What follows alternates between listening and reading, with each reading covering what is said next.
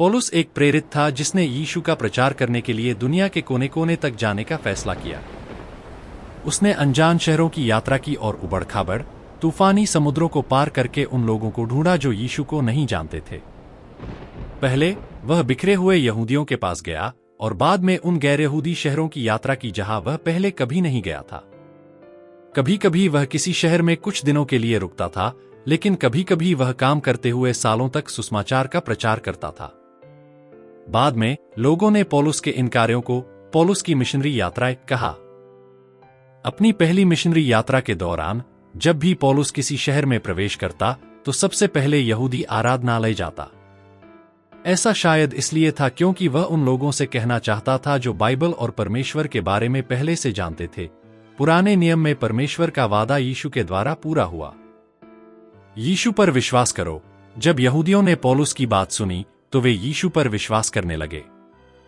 और साथ ही ऐसे लोग भी थे जो न केवल पौलुस द्वारा बताई जा रही यीशु की कहानी पर विश्वास नहीं करते थे, बल्कि यीशु का प्रचार करने के कारण पौलुस से घृणा भी करते थे।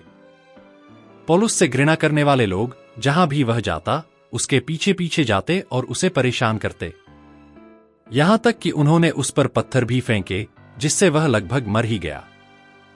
अंततः पौलुस ने सोचा कि उसे सुसमाचार का प्रचार विशेष रूप से अन्य जातियों को करना चाहिए, यहूदियों को नहीं। पौलुस ने इफिसुस के पुरनियों को, जिनके साथ वह कई सालों से था, बुलाया और उनसे कहा कि वह अन्य जातियों के लिए एक यात्रा शुरू करने जा रहा है और सबसे पहले यरूशलेम जाएगा। लोग चिंतित थे।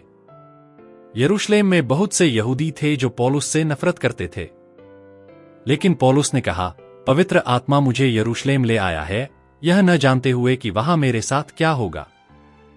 हालांकि मुझे अपने जीवन का जरा भी अफसोस नहीं है जब बात यीशु से मिले उस मिशन को पूरा करने की आती है जो परमेश्वर के अनुग्रह के सुसमाचार का प्रचार करना है।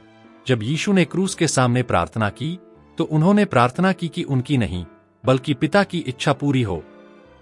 ऐसा लगता है कि पौलुस का भी हृदय यीशु जैसा ही था जब वह यरूशलेम और फिर अन्य जातियों के लिए निकला था। सुसमाचार फैलाने के लिए स्पेन को अपना अंतिम गंतव्य चुना। उस समय लोग स्पेन को दुनिया का अंत मानते थे। यीशु ने अपने शिष्यों से कहा कि वे यरूशलेम, पूरे यहूदिया और सामरिया और पृथ्वी के छोर तक जाकर उसके साक्षी बने।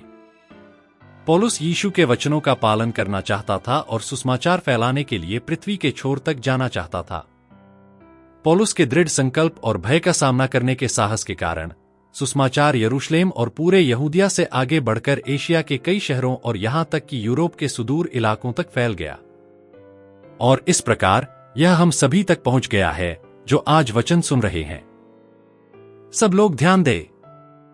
हमें भी पुनर्जीवित यीशु का संदेश दुनिया भर में फैलाना चाहिए। यीशु के आदेश को ध्यान में रखते हुए और पौलुस के साहसी व्यक्तित्व को याद करते हुए सुसमाचार का प्रचार कैसे करें।